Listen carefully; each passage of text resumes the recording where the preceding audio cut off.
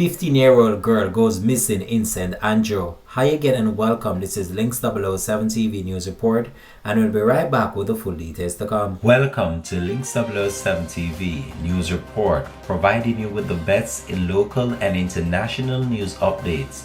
This is a place where you can get the most reliable and informative news information. Links 007 TV News Report. Welcome back and thanks for joining us. This is Links 007 TV News Report. And another alert has been activated for 15-year-old Rihanna Williams of Baldwin Crescent, St. Andrew, who has been missing since Monday, March 18. She is of dark complexion, medium build, and about 145 centimeters or 4 feet 9 inches tall.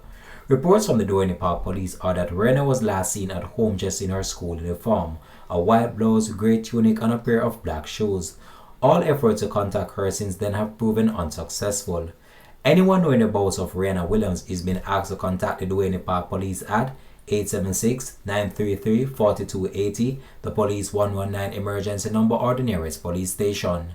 This has been Links 007 TV News Report. Thanks for watching.